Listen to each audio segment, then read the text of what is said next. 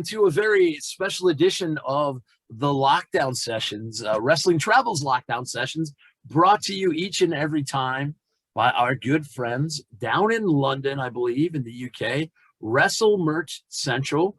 They are your biggest hub of all things professional wrestling in the United Kingdom and in Europe. So any merch that you need, please check them out, WrestleMerchCentral.com. One of the biggest additions to WrestleMerchCentral.com is sitting here with us, joining us, Mr. Bryan Clark. Hey, welcome to the show. We really appreciate you being here. Hey, man, great intro, and I appreciate you having me. Thank you. That's the first time I got a great intro off of that. It's off the top of my head, so I appreciate it. Bryan, I wanted to start talking. I got a lot of stuff I want to pack into this, but I want to start at the beginning, which I'm told is a great place to start when you're doing an interview. Right. You are, before you even got into professional wrestling, you come from a great military family. Can you talk a little bit about that? Sure. All my family is military. My father, my stepfather, my father's Marine Corps. My father was Army. Excuse me, yeah, back. My stepfather was Army. He was in the tank battalion. My dad was in the Marine Corps in the infantry unit. Both of my nephews were special forces. My great grandfather was World War II, and I also served in the U.S. Air Force as a military policeman and also combat training. So, yeah, I mean, it's a big part of our family. Now, I got to ask, because I know you had the military career and you also played college football. Which happened first? I would assume maybe you went to the military and then played college ball, or am I wrong? No, you're right. Yeah. Right out of high school, went to the military, did my military tour, completed that, and while I was in the military, all I did was, in between working my shifts, I was in the weight room, and I've trained my whole life. My stepfather started me weight training at an early age, and so I was able to just sort of wrap all that up. And when I combine it, when I got into the Air Force, I got on the Air Force powerlifting team, and I got stationed over in Europe. Won a couple of U.S. Air Forces in Europe heavyweight powerlifting titles. And then from there, when I finished up my military commitment, I walked on at Central Missouri, and never played high school football, and ended up getting a full scholarship and starting as a freshman. That's crazy. Yeah, well, I was 6'6", 290, 300 pounds, man, and I was so strong. I mean, I just had great strength, always have, and it just helped me so much, especially being a defensive lineman, being able to move people and and push through that O-line. So you know about that. So yeah. Yeah, I mean, not at 6'6", I don't know about it, but I know. So the powerlifting is interesting to me. I mean, that's I got a lot of friends that do powerlifting, right? But that, you're talking, back in the day when we didn't have all these fancy machines and stuff, you're just talking iron, exactly. Iron on your iron will. So, I mean, how long did you really, did powerlifting championships? I don't want to skip over that. I want to talk a little bit about. I continued powerlifting all through college. I won the Missouri State super heavyweight title for 2 years in a row and set records in the squat, the bench, and the deadlift. Wow. Even at 6'6", I was over 700-pound squatter. Wow. So in competitive powerlifting, you have to break parallel, and I was able to do that. And same thing with the bench press. I was benching right at my best was right at 500 pounds, 505. But again, that's not up and bouncing off your chest. That's coming down with a pause and then pressing. Same thing with the deadlift. I had a deadlift of 650. That was, again, pulling it up and having a lockout, not just half-assed. Yeah. I know all about the bounce off the chest and stuff. So you're no joke, because we've seen you in the ring. So you've got that rare combination of size, strength, and agility, which is, obviously. Now talk about how you played. Did you play all 4 years then in at Missouri there? I actually played three. Okay. I had a couple of injuries, and I had the wrestling bug, or the wrestling fever, or whatever you want to call it, even at a very young age.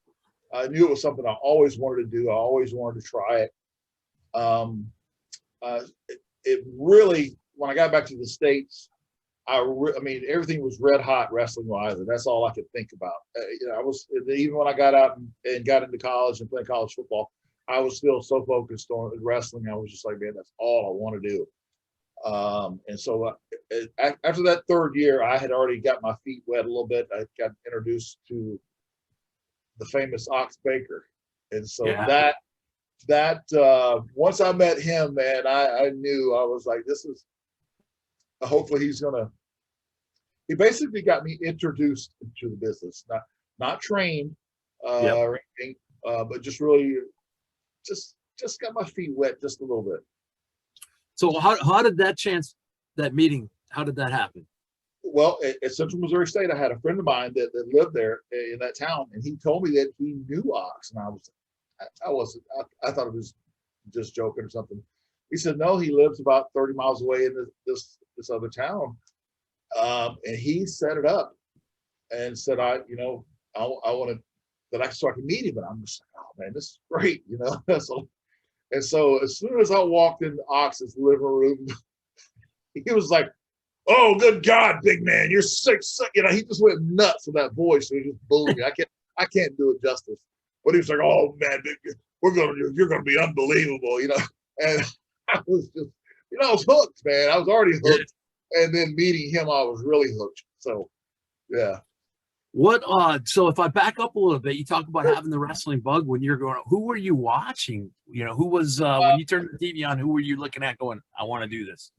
Well, as a kid, my grandmother would go to wrestling. And I know a lot of people's grandmothers that were the same way, but my grandmother sat ringside. And so I didn't get to sit ringside. I would sit up in the stands with my family, but I would sneak my way down beside her and get, right, the perfect view.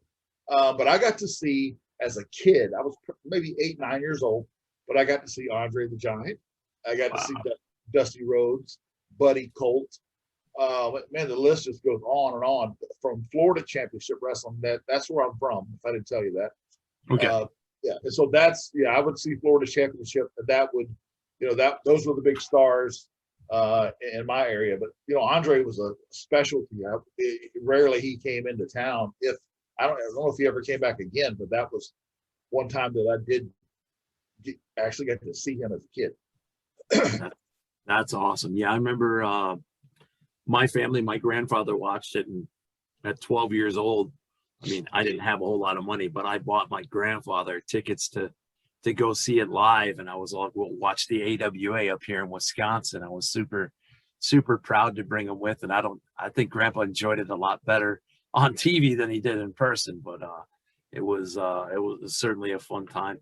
So from meeting Ox, then you're going to go on to start your training. How does that transition take place? Ox had got me a couple of shots with WCW in Atlanta. Again, I was so green, really just sort of fell on my face. I wasn't ready, and I knew it. And I knew I had to be trained. And so I met Jody Hamilton while I was down there. And so I said, Jody, as soon as I graduate, can I come down? He was like, yeah, come. And next thing you know, man, when I finished school, I packed my U-Haul and drove to Atlanta, and that was the start of it. And I was at the power plant. I was going to say. But at the time, it was not called the power plant, because there was maybe 4 people there. And it was an old rundown carpet warehouse. No heat, no air, it was brutal. And I'm trying to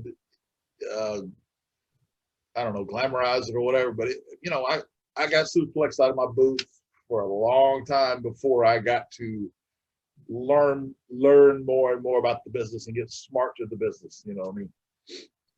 It was, I had the same type of experience before. I always say now these kids, I don't bash them, but I'm like, they're pretty lucky because they can pick up Facebook or pick up the internet and find a school near them. But back then you kind of had to really want it and work for it. And of course, I talk about know somebody. I talk about training up here in February in Minneapolis with one little space heater in a garage, and that ring that'll wake you up real quick. Did you have that that I always say after that first day of training, I never watched wrestling the same way. I had that. It was like just they unlock something in your head, and now I can watch it, and I watch it a little bit differently. But I remember that's the one thing I remember from the first day is first of all being scared shitless because I don't want to mess this up. I don't want to get hurt. I don't really know what is what. And anybody that says they think they knew going into it that they knew it all, you didn't. So you're a little bit scared. But then my assignment was go home and watch. This was '97. Go home and watch WCW and WWF and watch the matches. And it was just like something kind of magical clicked. Yeah. I mean, I felt like I handled myself real well just from my background from the military and in the college football and everything. But yeah, it does. It's a shock, man. You start taking those bumps and like you said, it turns a light on you. You look at it completely different. And I've heard that from Reggie White, who I helped train. I've heard that from Kevin Green. They were just like, oh my God, I had no idea this is what this takes. And they were hurting. They were both telling me they were hurting. Stephen Michael, same thing. And these are all pro Hall of Famers. I mean, these guys, but it is a shock, man. You get suplexed a few times and snapped out of your boots. It will give you a completely different perspective on the business. Yeah, and it's one thing that's funny to me is it's been in front of my face my entire life. I've been watching it on TV, but some of the quote unquote tricks of the trade that were always there in front of me, you never realize until I go into wrestling training. Oh, it's been in front of me this whole time. It's crazy. Now, this is going to be my favorite part of the interview. Not that I didn't enjoy it before, and not that I didn't enjoy everything that's going to come after. Well, I get a chance. I know you're only there for a cup of coffee, but how do you end up in the American Wrestling Association? By accident. I think Ox, like I said, after I met him, and I was still playing college ball when I met him. When I did the AWA stuff, I was still at Central Missouri. Yeah. And he got me up there for a couple of times. I guess he'd call Vern or someone, and he said, "Yeah, bring him up." And man, I had no idea what I was doing. I was really just Ox's, almost like his bodyguard. I mean, I was just so green, but I still was just, it was, it wasn't something I was going to turn down because this is great, but I had so much more to learn from, training wise, and so much more ahead of me, but still it was part of my history that, that I did have like you said, a cup of coffee there. Now, do you have any like Vern stories at all, or was Vern kind of more behind, not really talking to you that much? More kind of behind the scenes guy? Not really. I don't really remember a whole lot. If anything, actually interacting with him, I remember interacting with Zbyszko a little bit. Okay.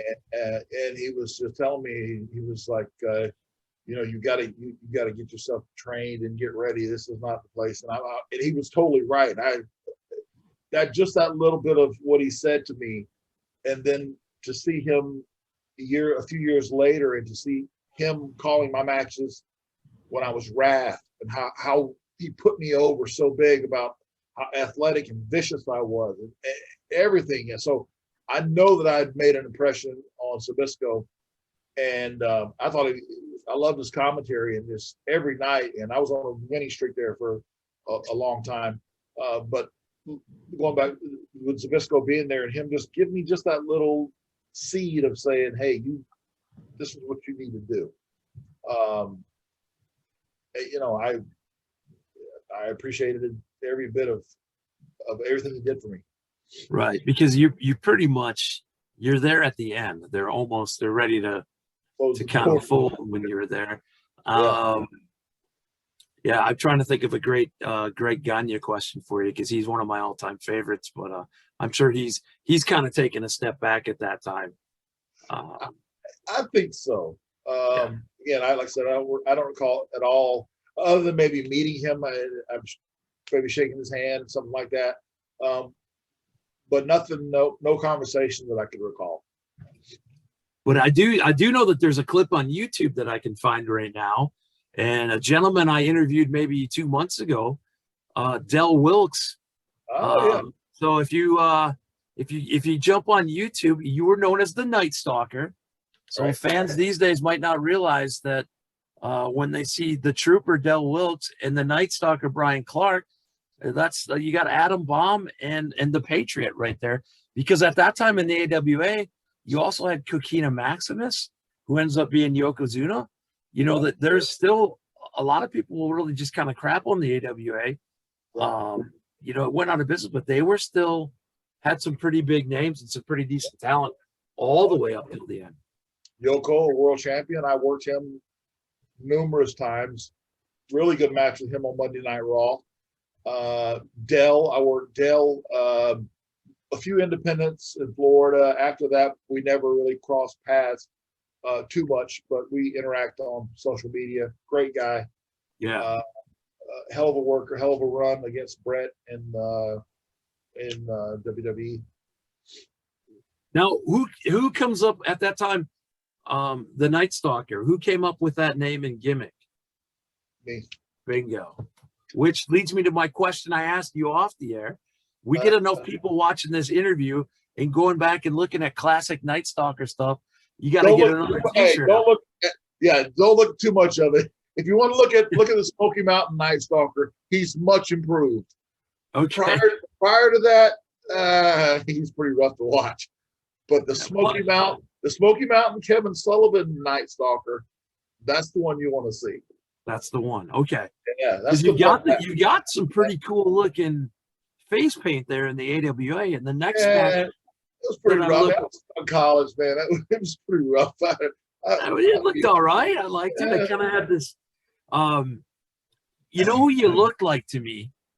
A gentleman out of Canada by the name of Steve DeSalvo, as Steve Strong or Billy Jack Strong. You kind of had that same look to me. The name sounds familiar. Yeah, AWA nut here. Sorry, I can't remember my social security number, but I can tell you about Billy Jack Strong in the AWA in 1988. But that's all the chair shots to your head. Yeah, that's it. That's all that's left. But now when you go to the WCW, my point is the next time I see you wrestling on World Championship Wrestling, the face paint's gone. Oh yeah. And again, that's where Ox called Jody and got me in for a couple of spots. Again, that's where I met Jody, and Jody said, "Hey, come to Atlanta as soon as you're finished with school, and we'll get you trained." And I was just like, "Great, that's all I needed to hear." So yeah, I was, again, those couple of shots that when I first started filling in a match was a couple times. But yeah, that's where I got that invite from Jody to come down, and that's all I could think about, of course, is getting down there, getting trained, and then start paying your dues through the Outlaws, the Independents. Keep going until I finally meet Paul Orndorff, have a match with him on the Independent. He was also working Smoky Mountain with Jim Cornette. He puts me over to Cornette. Cornette says, "Bring him up. Let me take a look," and started rolling. That's all. Now, so you're working all this time as the Night Stalker, correct? Correct. Because if I read my Wikipedia correctly, which is terrible, it is terrible. You're an interviewer. You wrestle a couple dark matches in WWF as the Night Stalker. Is that accurate? Okay. I'll tell you that story. What Okay. happened was that was my WWF tryout. I was in Smoky Mountain. Sullivan was my manager, and I was on a pretty good roll there, Smoky. But I guess Sergeant Slaughter had called Cornette and said, "Hey, we heard about this guy. Who we want to take a look at him." And Jim, so I talked to Jim. I was just like, I didn't know if it was the right thing to do or not because I just felt like I needed a little more time in Smoky. He said, "Just go try out, give it a shot." And I did, and I had a double shot with them. And I tried out the first night, and they hired me the first night. And I still had a second match, but they told me the first night and said, "You're hired." And I was just like, wow, that's great, you know? Yeah. And so that's how that happened. And now when you get hired in like the WWF, just because I wouldn't know at that time, do they kind of hire you and start pushing you out right away, or say, "Okay, kid, we need to kind of polish you up a little bit more"? Or is it just is it ready to go? Well, you'll get polished up by taking on that schedule. So that getting polished, that really wasn't an issue. And I'll tell you about the schedule as we go on. But what they did was I said, "Okay, you get your tryout in, you look great, blah, blah, blah. Go home. We're going to come up with a gimmick for you." And that's in the era when they were really big with the gimmicks. And so I sat home for a few months, still working shows and stuff, but mostly sitting home. I say sitting home, but waiting. It seemed a few months, and then they found they had been in contact with me and talking to me and everything.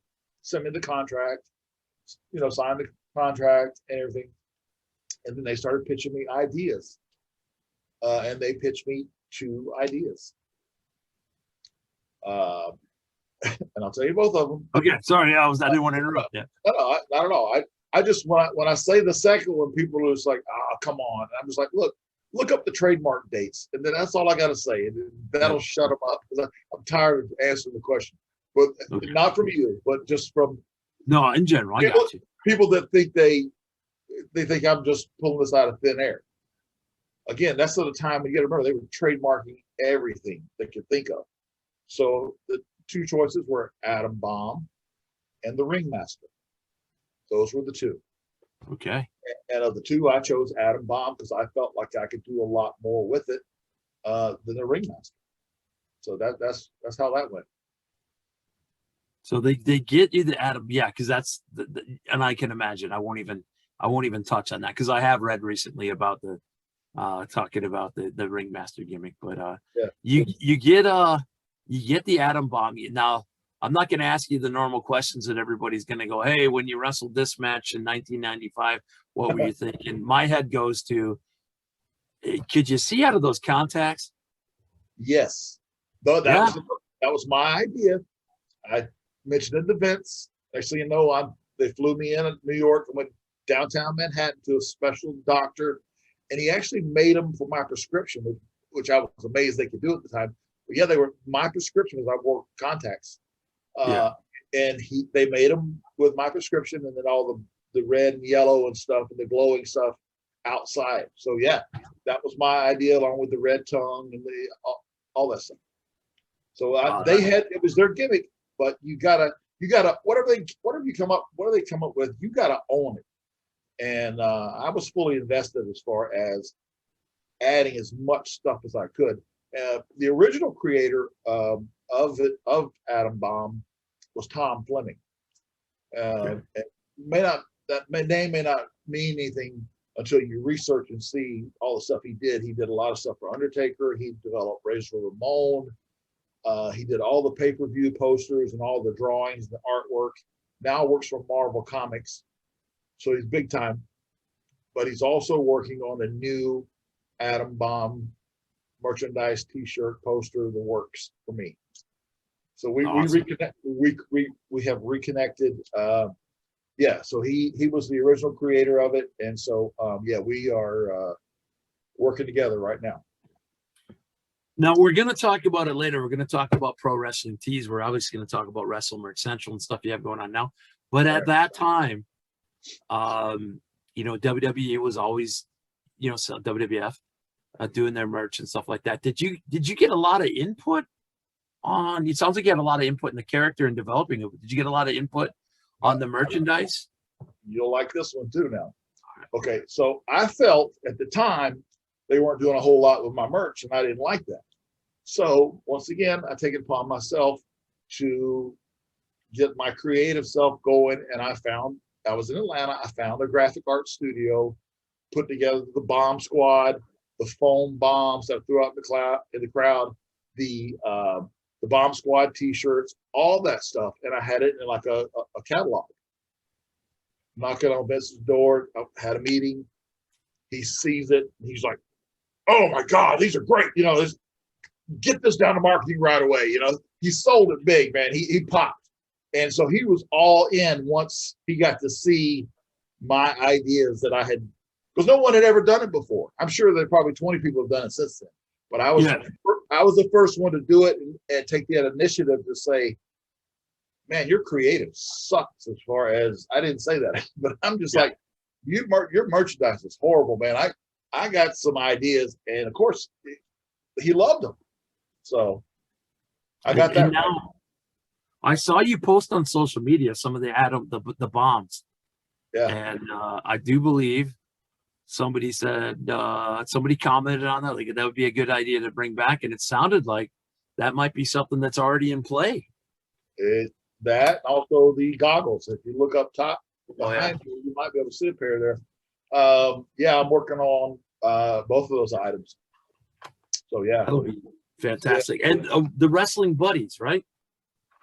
The wrestling buddies, and then also the micro brawlers with PWTs. They're talking about doing one of those. So that'd be pretty cool, because I've got some good ideas and designs, and I'm sure their art department has a lot of stuff that they, you know, how they want to put a spin on it, which is fine. Because now you can have that conversation, and it's a character. It's a bright, colorful. It just screams. I mean, a nuclear bomb, and it just it was definitely over with the kids and stuff.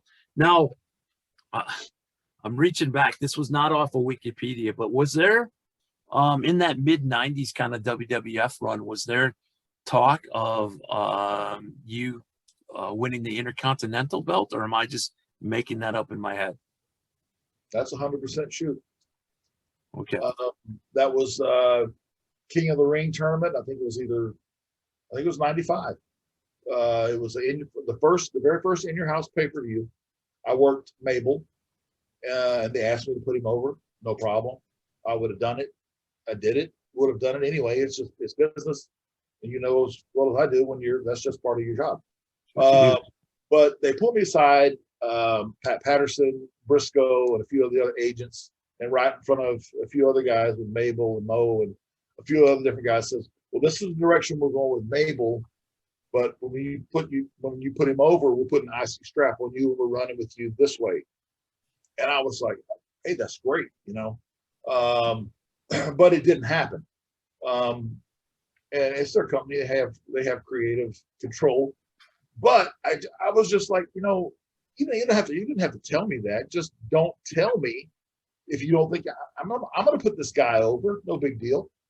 So that part about, I felt it was just like being lied to, and I wasn't real big on that. And right. So that right there, was like, okay. And the schedule, we were working 280 days plus. Wow. Not counting personal appearances, not counting flying to Stanford to do interviews and whatever else. So you imagine that schedule.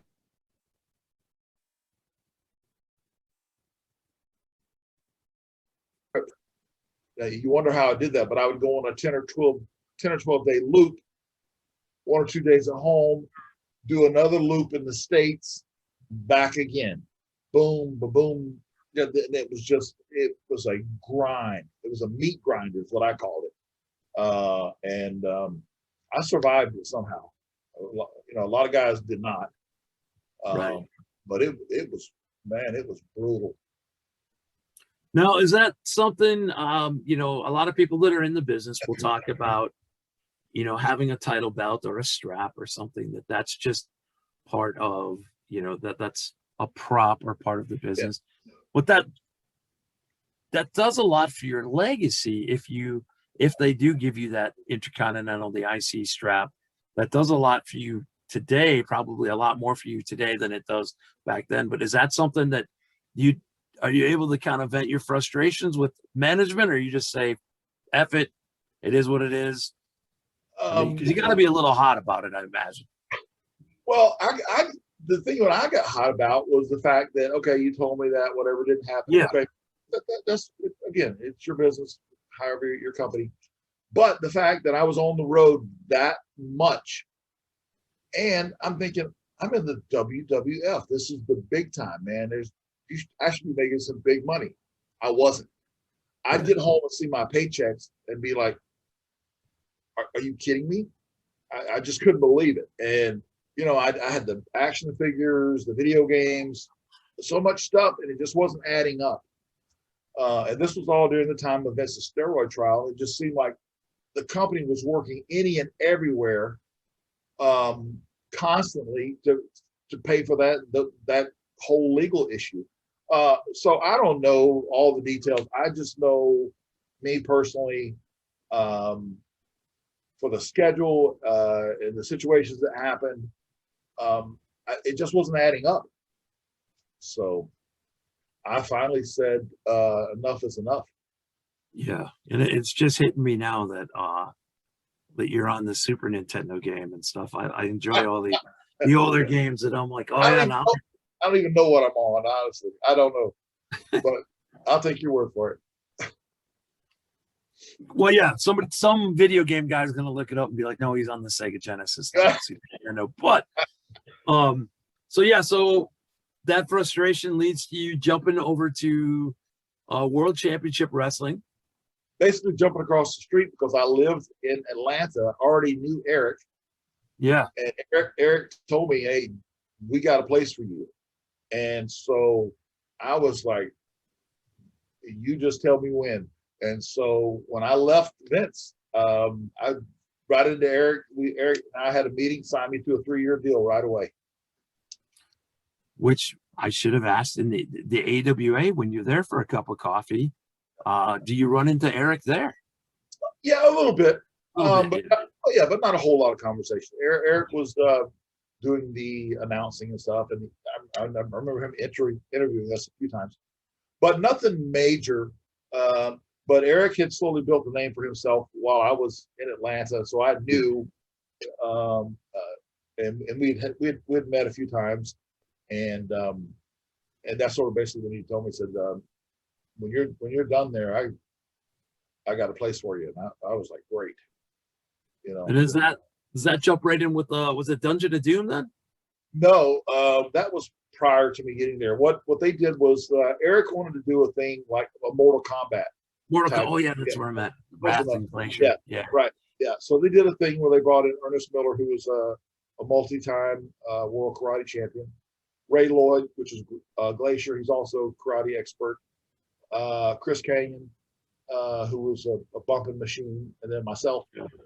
We all of us trained at a dojo in Atlanta for probably 6-7 months. So I did kickboxing, I did judo, I did everything, getting ready for that gimmick. And I even got a spot as the special guest star on Mortal Kombat TV series. Nice. Yeah, hey man, it was good. And so, yeah, so it was starting to pick up a little bit. But also at the same time, the NWO had started. And so that really overshadowed, if you look back on it, it overshadowed everything because it got so hot. And so we lost a lot of steam. But that's, you got to go with what's hot in the business. And that's sort of what happened there. But Eric let me, I was able to talk to Eric so easily versus with Vince. And I just told him, I said, Eric, I said, let me try Wrath my way. And he said, okay.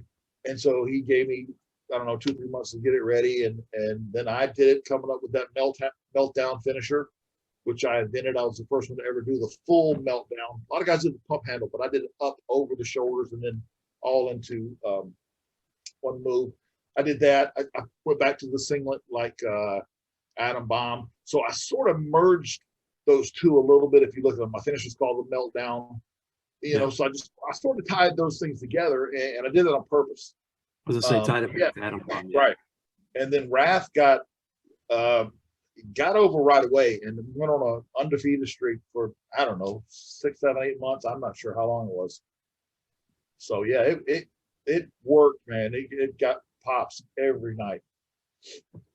Now you can tell me to F off if I ask you this question, because I don't mean to dive in too personal, but obviously from dealing, we talked about money issues with the WWE, which, well, hey, I'm not making that much. Are you able to, when you talk to Eric and sign with WCW, are you able to have a little bit more control, or kind of at least know where you're at? Okay. So much better. I mean, 5 times as much. I mean, just so much better. And then after those 3 years, I renegotiated even bigger and better every time.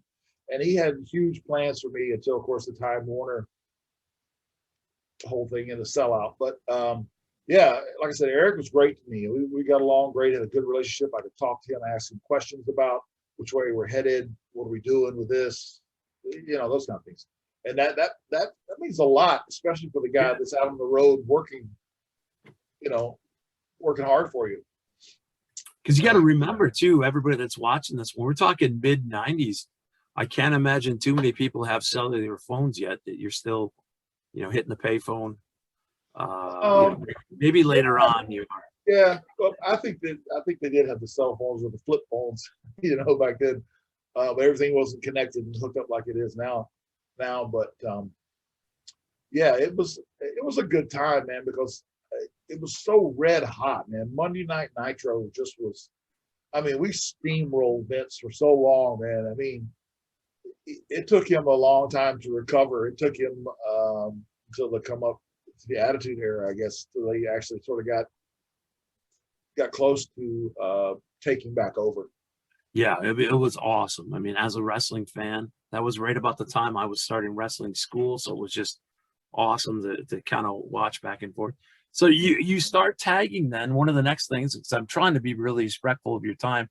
We got a lot I want to get in, but you start tagging with your brother Bryan Adams as Chronic. How does that come about? I actually tore my ACL. Here's another little movie tidbit. I tore my ACL. And prior to that, I had auditioned and got a part in Gladiator, the movie Gladiator. I got the script here. And so I tear my ACL. I'm just like, you got to be kidding me, man. What's crap luck? So 18 weeks, I was supposed to go to Morocco for 18 weeks and film this. That's all out the window. So it takes, you know how long ACL takes to repair? That's 6, 7 months at best. I think I was back in the ring by 7 or 8 months or something like that.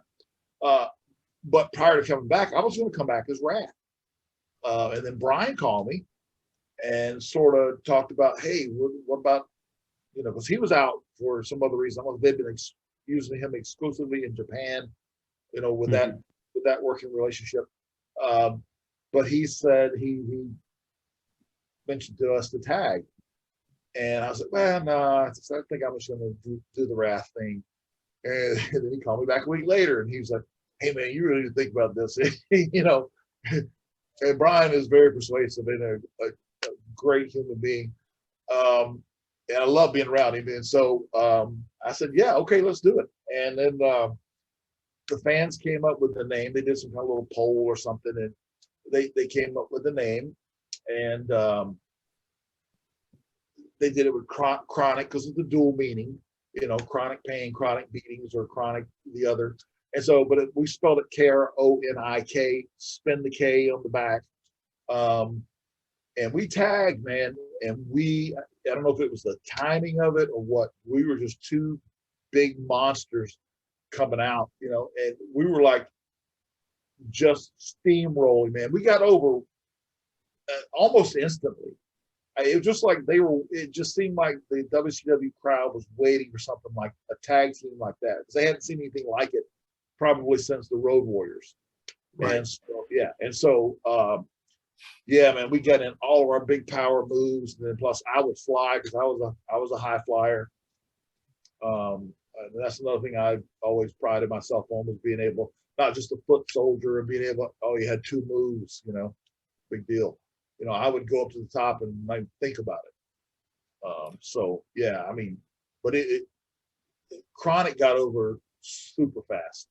Yeah, you guys had whatever it was, you had that it factor, because I remember watching you guys, and like I said at the beginning of our talk, you're 6'6", you got the size, the strength, and that agility. So you're not just. We're both 6'6". Yeah, you guys 300 pounds. I mean, we were like bookends, and it just Yeah, hence the backwards K's to each other. Yeah, exactly. There you go. Yeah. So I gotta back up, and I don't want to, but that's all right. How do you got a little role, you said, in the Mortal Kombat TV series, right? Offered the spotting. So are you working as hard behind the scenes and trying to get into some movies and TVs and stuff, or offers kind of pouring in, or how is that handled? And my most important question: are you in Ready to Rumble with David Arquette? Are you in the WCW movie in the background at all? Not at all. I wasn't approached by that, but I was approached by several other things. I did an Australian Coca-Cola commercial. I did a lot of TBS Superstation stuff. It's called Halloween to Die For. So I did a lot of other things. I didn't do that movie, but I was doing other things and getting offers. That's cool. It seemed like all the time for stuff, which is great. I mean, because they get, a director looks and goes, okay, who do you have? And look through their whole roster for him to pick me for something. Just like the whole Gladiator thing, I was thought, man, this is great. And then it wasn't great. Yeah. Yeah. No, but that's yeah. I mean, I was working hard, but I wasn't actually out trying to. I didn't have an agent or anything. My agent was the WCW agent. I think it was Alan Sharp, I think was his name. Okay, that makes sense to me now, because I think, man, he took in all that side of the business. So now you're new on Twitter and some social media. So my next question: extremely new. You gotta find somebody, and some fan watching this has got to find the Australian Coke commercial and some of this other footage and get it up there, because I think that would be awesome. Yeah, I'd like to check it out. Somebody had the Mortal Kombat thing the other day. It's a fight scene. It's a special guest star, Bryan, Wrath, Clark, and and it was, like I said, it was a TV series, so it wasn't as popular as the movie, but it was still on for a few years at least. And the whole fight scene is, I got a couple lines in it, nothing major, but the whole fight scene was like I incorporated all these wrestling moves when this guy was beating the crap out of. But yeah, it was fun. It was really fun. And I remember that it aired all the time, like in reruns. A lot of people would call me up, hey, you're on, that kind of thing. But yeah, it was fun. You guys win the WCW tag team title twice, right? But it's awesome. You guys win in Japan, so it's a dominant tag team. You guys are, I said, you guys are it. And those of you that are young enough or too young to remember, if you're lucky enough to have the network outside of the U.S., go look some of this stuff up or get on YouTube, and trust me, when you see these two Goliaths out there dominating, you'll just know the it factor. That music hits, man. Yeah, we had a hand in that music too. That's about another thing with having some creative control. We went down to Tampa, met with Jimmy Hart, put all that music together, took the idea off of Static X, a rock band, and then had Bryan do the voiceover in the beginning, and then it led into the music, and it just kicked ass. I mean, I don't know how else to say it. I mean, it was dominant. Just dominant is exactly my word. So you guys are there in 2001 when the purchase of WCW takes over. Are you kind of going based on your experience in WWE? Are you kind of like, are you excited? Are you disappointed? Or are you just, hey, whatever? You were out with an injury, weren't you, at that time? I had a concussion. Yeah, I had 30 staples on top of my head from a chair shot from Animal. He caught me with the top of the rim of the chair. He was trying to reach over and nail me with a shot. Luger had shot me to the railing, and then he was coming down to blast me. Well, he blasted me. There were some kids in the way, so he had to overextend. And when he did, he was at full speed. And when he did, that rim is what opened me up. 30 staples, concussion, all night at the Baltimore hospital. The last things I remember were I remember Bryan telling me to stay down because I was covered in so much blood. I thought somebody threw a Coke or something at me. I didn't know what it was. Right. It just didn't register. But I looked up at Bryan and I was just flowing, and he's just like, stay down. And then I remember Benoit and Goldberg actually carried me from ringside because I had made such a massive puddle of blood that I was going in and out, man. I went straight to the ambulance and straight to the Baltimore hospital. Yeah. Yeah, it's amazing how much blood can come out of your squash. Yeah. I was shocked. Yeah. So you're on the sidelines, but then that purchase takes over. So where are you? You got to be kind of nervous, I would think, about what's going to happen. I didn't. Well, we had our contract, so we were going to have our WCW contract, of course. So that would have been paid out. But then afterwards, Bryan was friends with Taker, and so I think he had arranged us to go up there.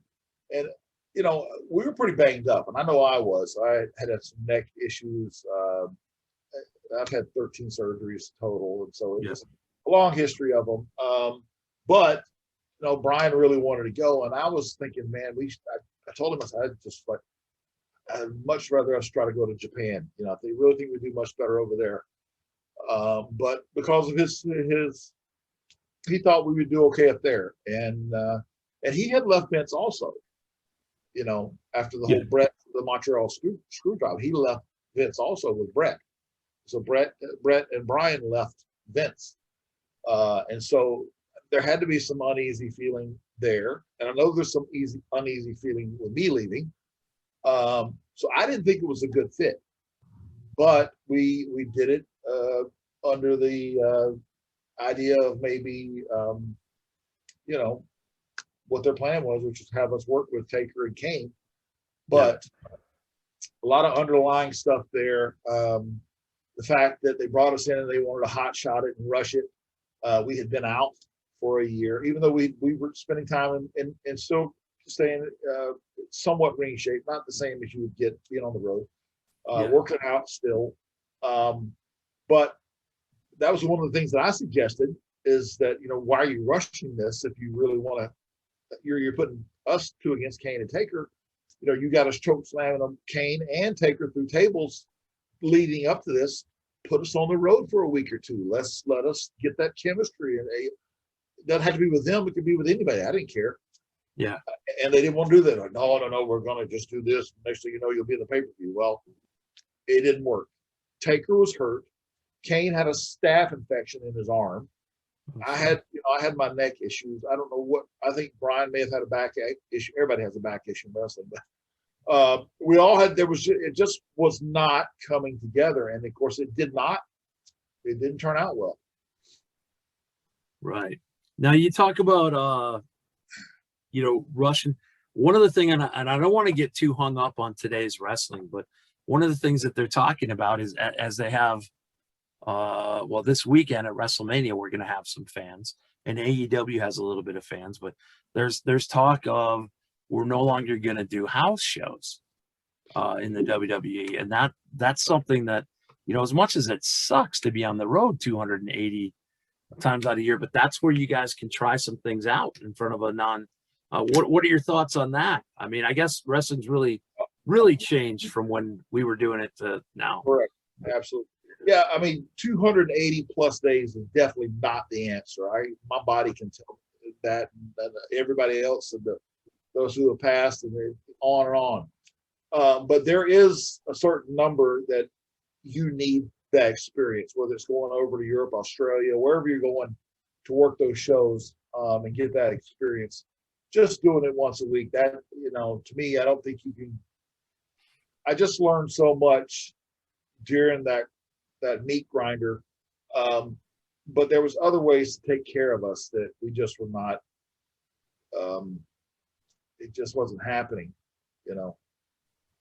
One of my worries is I really am excited, like everybody else, to come out of this pandemic and be able to safely have crowds at matches again. But I know WWE is doing a lot of stuff right now that I'm like, you're not going to be able to do that with fans there, with the CGI and some of the effects and stuff. So that's my worry, as I guess as we all get old and everything changes, and I try to hold on to the past and going, this isn't what I don't enjoy it, but I don't want to bitch about it, because whatever is keeping the business going, whatever is selling, putting the butts in the buckets, I guess it's not up to me, but I get worried about it. But you talk about being on the road.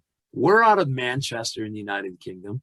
Wrestling Travel, as you know, brings fans from around the world, especially when the pandemic is over, to their favorite wrestling events around the world. Wrestle Kingdom in Japan, your WrestleManias, your AEWs. What was it like when you're wrestling in different countries? I mean, you can tell the difference between a United Kingdom crowd and a USA crowd. What were some of your favorite countries to visit and your fans? I mean, Japan, that's a totally different crowd too. Oh yeah. I love Australia, was great. I love the UK. Even when I was in the military, I was stationed over there. I lived in Belgium for a year, so that's how far I go back. But yeah, the UK fans were always great. Working Austria, Ireland, Scotland, Italy, Portugal, all over. Those places were great. Japan was more of what I really liked. That very stiff, very, very snug. I've always worked sort of a little stiff and snug, and I think we fit in great in Japan for us, for our style, and the way we ended our careers too, with winning the All Japan titles. And Stan Hansen, who was in my top 3 favorite of all time, to present me with that belt, man.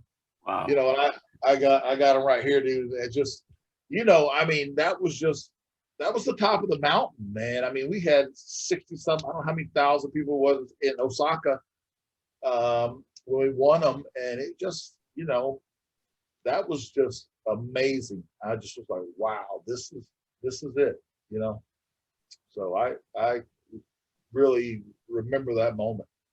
Yeah, Stan Hansen handing you the belt. How could you forget that? That's no matter how many chair shots you take. Yeah, exactly. Yeah, he's the man. He is and always will be one of my all-time favorites. He was one of those guys, everybody talks about the Road Warriors scaring them as a kid, but as a child, I remember Stan Hansen with the tobacco juice running. Yeah. And he beat the snot out of Larry Nelson, who, like I said, I only had 3 channels, so I was watching AWA, and he just stomped him on the way to the ring, and he just looked like as a kid, he was like the stepdad I did not want to have or something. He was just mean and ornery. It was perfect. Well, you remember that match? I don't know, you probably do. We had with Luger back in WCW, where they brought him in, and he just paintbrushed him and beat the shit out of him, and then spit tobacco juice on him after he beat him. Just like, what a badass. I mean, this guy, you just one rough, tough Texas man. And I've heard he's one of the nicer guys behind the scenes. Absolutely. Same way with me, Haku. I worked him so many times. And just a sweetheart guy, you know what I mean? Yep. And 2 guys that you're like, hey, as a wrestling fan on the sideline, you're like, I would not want to mess with these guys in a dark alley too. Two of the all-time greats. I'm glad they like me, so that that helps. I know some guys that they didn't like it, so I felt sorry for them a little bit.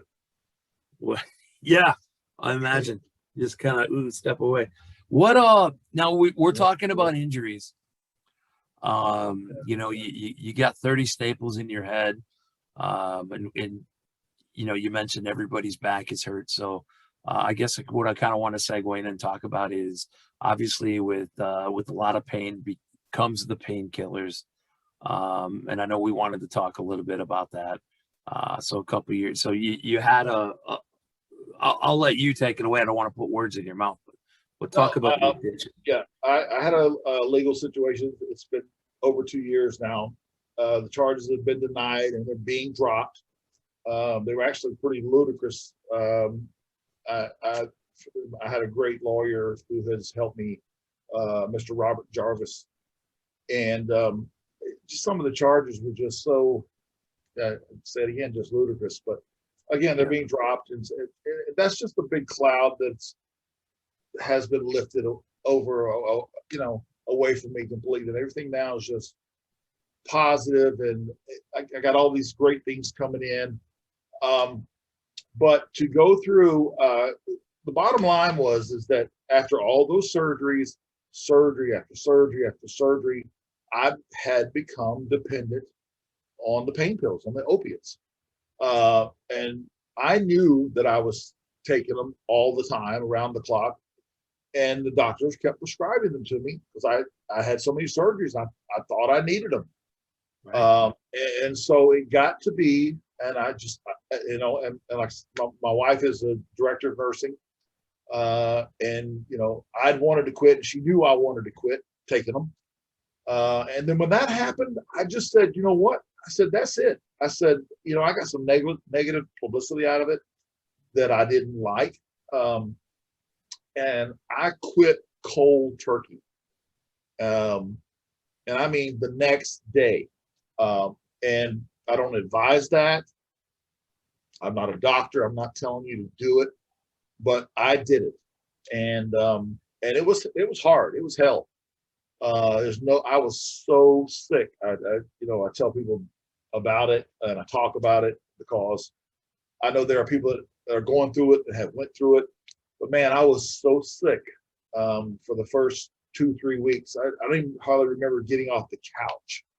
I had everything, the nausea, just couldn't. I don't remember sleeping for 2 weeks. I had to draw on everything I had, all my strength, from thinking back to the powerlifting, to the military, college football. And I just said, you know what? A pill is not going to control me. I'm not going to worry about, is it time to get a prescription refilled? Am I taking a pill in the next 4 hours? And so once I got over that hump of the 2 weeks of no sleep and the nausea and the night sweats, everything, anybody that has went through this will know exactly what I'm talking about. And I'm just so proud of the fact that I was able to beat it, man. It's up there, one of my accomplishments. And the biggest plus out of it is that I know 100% without a doubt I will never go back. And the reason I know that is because all I got to do is think about day 12 or day 13 or day, and that'll do it for me. I don't even think about a pain pill. It's just not, like I said, it's just over and done with. And I'm so glad. I've had great support from my family. Here's a great saying, if anybody knows, God, family, and the Green Bay Packers. Okay.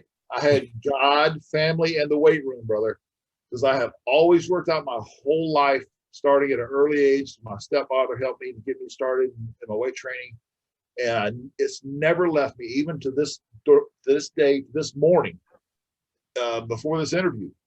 Workout, train, cardio, did yoga. The hot tub this morning at 5 a.m., the ice packs. I'm on that routine, and there's no medication. It's just mind over the matter of it. And if anybody that sees this, I just want to say that don't think that you can't beat it, because you can. You don't have to do it the way I did it. If it means that you need help and to go somewhere and do it, then do it. But you can beat it. And the thing about it is, man, it's so much better. I know that it's probably a cliche from other people, but it is, man. I'm telling you, my thinking and all this new merchandise that's rolled out, every single one, my ideas on paper, and then working with my graphics people and stuff. But it just is, everything's better. I mean, I just, I'm in a good place. I'm happy about it. And I know that, like I said, I won't go back through that hell. And I just, I guess there's a bump in the road for everybody somewhere, so. No, that's a great message to hear, especially for people that think there's no way I can kick this.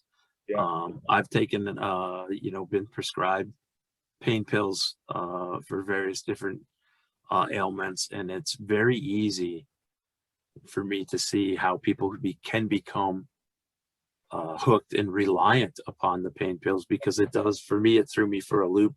Some people say, "Oh, I take a pain pill and it doesn't happen," but for anybody watching this that's in the middle of that and thinking, "Hey, I'd like to be done, but how do I don't think I can." You can do it, and there are people out there to help. Absolutely. And like you're saying, you can do it. You know what? Laser focus and do it. You'll feel so much better, man. I'm just not blowing smoke and telling you to do it. It's your life. Take control of it, and everything is just so much better, man. The grass is greener. I'm gonna tell you that right now, no doubt. 100%. And Bryan and I will welcome you to the fandom of the Green Bay Packers. Hey, if you could do that, you can come watch football with us. There you go. Fantastic. I've been to Lambeau a few times and worked with some of your legends, man, with Reggie White. I told you a little bit about that story, and so and Kevin Green, of course, one of the greatest sack leaders of all time. I think he's number 2 or 3, and Reggie's up there. I mean, those great defensive linemen, man, Yeah. And Steve McMichael, just the number of names that that you've worked with that are just legendary. Yeah. It's impressive. And I forget the name of who played for the Buffalo Bills, your teammate. Steve. Jeff Wright. Jeff Wright, nose tackle for the Buffalo Bills. He was in all 4 of their Super Bowls back in the mid-90s, that run there. Yeah. That's great. They had 4 in a row, man. It sucks they lost them all. There was 1 or 2 that were close and then a couple of blowouts. But, Jeff was a hell of a competitor, man. He was probably, as a nose tackle, he was undersized. And I say that he was 6'3", 275 maybe. But he was just such a fighter, man. He was good strength, good leverage.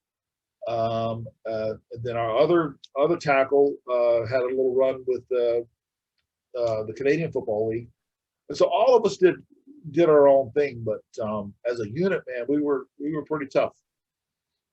Oh, that's awesome. That Super Bowl 25, 2019 loss to the Giants with the Norwood field goal going off. Oh yeah.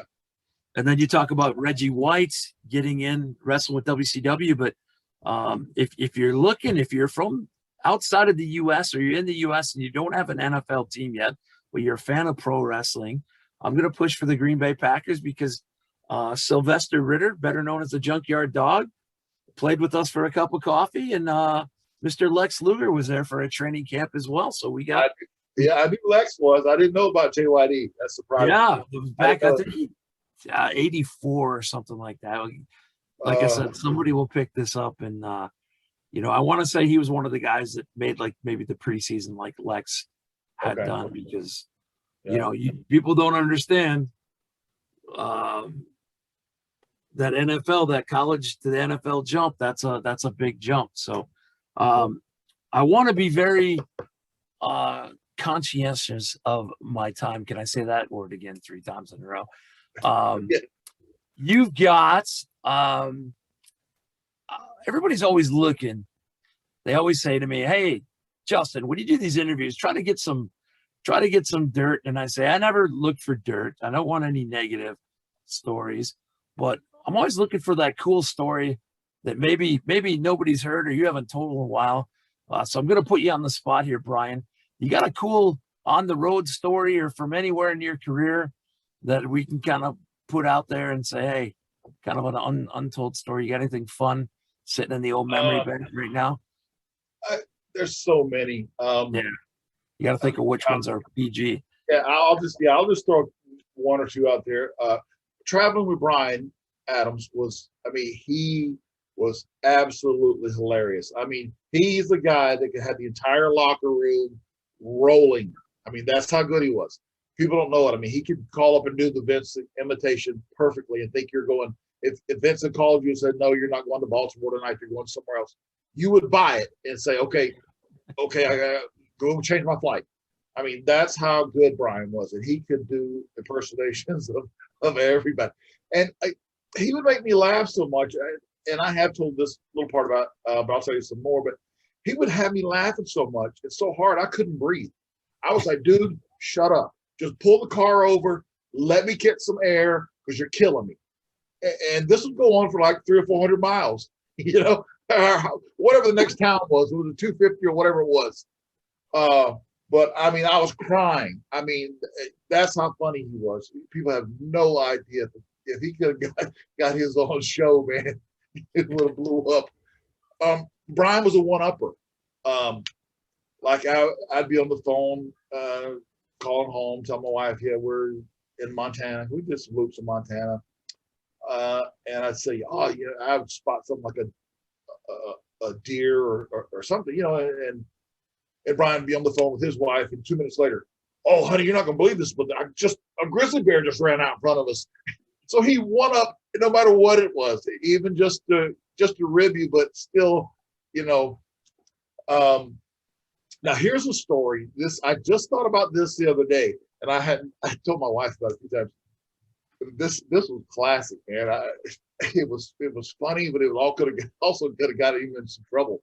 Well, you remember Mike Austin? Yeah, great guy, loved him to death, hilarious. Not as funny as Bryan, but definitely up there. You know, he was funny. And we did a loop down in Australia. And so Mike liked to smoke, and Australia does not play around when you enter their country as far as anything in your bags, anything. And I think he may have had a little bit of resin or a little bit of something in the old fanny pack, right? And man, when we went through there, the dogs reacted to him and locked onto him. He almost didn't get into customs, but luckily he didn't have anything. It was just the fact that there was that resin there. And it was hilarious to see him try to get out of that shit. But dude, I mean, just imagine going through the airport and you realize I didn't clean up my bag well enough to know that, oh shit, I'm in really big trouble. And he was almost in really big trouble. Thank God he wasn't. But just a million stories like that. Yeah. People don't know that happened and stuff. But love Mike to death, man. He was absolutely a great guy and funny. Great to travel with too, man. Just in general, you know. My first time in Melbourne, I got put in the back room because I didn't declare some protein powder. There you go, right there. It was huge. And then I flew to New Zealand, and one of the girls on the plane had a banana that they ate, and they said, don't, you can't bring anything. She put the banana peel in her backpack, and this little beagle just latched onto her. It was crazy. And I knew her, but I just kept walking because I'm like, I'm not getting it. I already had this in Australia. Yeah, they do not play around. In Singapore, same thing, man. I knew, man. I was just like, I'm not a smoker anyway, even though we had the chronic name gimmick. I don't like the smell of smoke. I'm not a smoker. But just the fact, I just don't. It's not my thing. I'm not putting it down. I think it's a catchy gimmick way to phrase stuff. It's 419. You got a minute. That whole deal. Got merch on that on the way, by the way. But yeah, man. I don't know. Just not my thing. All right. Well, I'm gonna hit you with my final question. Okay. All right. And then I know you got something for me here. Last thing, but my final question is always my most important question. I want to know. We talked about pro wrestling tees. We talked about Wrestle Merch Central, but where can the fans follow Bryan Clark on social media right now? They can follow me under Bryan Clark Facebook. I'm at my 5,000 limit there, but I'm also opening a store on Facebook. I'm in the process of all that, so you can also. I'm doing the invites for that right now. I think that's something you can have as many as you want. I'm also at Real Bryan Clark on Twitter, just getting started there, but have got a good group of people. Some previous couple of interviews I've done, so I think you're maybe my third interview back. But yeah, just good stuff, good people, man. Really positive stuff, especially anything anybody's going through that I've been through, that if I can help them, just good positive stuff, man. And then the merchandise is just with Pro Wrestling Tees, with all the great line they've got, and then Wrestle Merch has like an amazing. They've got so much stuff I don't even know how many pieces of stuff they have. It's crazy. It's crazy. It is, but it's good, man. And like I said, I designed every one and put them all together and had worked with my design team. And again, the Tom Fleming thing is coming out, so that's going to be the big pop. The guy that's working for Marvel Comics now, and he's already sent me a couple of drafts of it. It's my idea and him putting it together, and it's badass. And I'm first in line for a Night Stalker T-shirt with the AWA. Okay, if that ever happens, you'll get one. I promise you. Okay, that's all I want. Is just a promise. That's all I need. Just don't. I don't want to ever see it. I was trying to block that out. I'm so green, you know what I mean? Yeah, but it'd be cool if we had permission. You could get you and Ox on there. That'd be a cool shirt. Oh yeah, I'm friends with Ox's daughter on Facebook, and I've talked to her. She loves to hear stories about her dad, and I traveled with him in the very, very beginning of my career to a couple of outlaw shows and stuff, and just getting my feet wet in battle royals and stuff. So yeah, but he was another guy that was hilarious. Yeah. We'll have to do a part 2 down the road so we can tell some road stories, Ox Baker stories, and oh man, I got some. Yeah. So are you close to wrapping up? Because I got to. I'm wrapped up. It's all. I'm turning it over to you. Okay. Well, we've had COVID and we've been through this whole deal, and so during that time, I have an 11-month-old, and I wanted to introduce you. Okay. You cool? All right. Yeah. Come on in, baby. Come here, girl. Okay. Oh, come on. What a cutie. Hey, look at the camera there. Oh, my goodness. Okay. All right. Okay. She loves dad. Oh, my gosh. I get all that all the time. This is my Scottish Sheltie. Her name is Skylar. We got her out of Dallas, Texas. Tell me you're a big star. You're a big star, baby. Okay.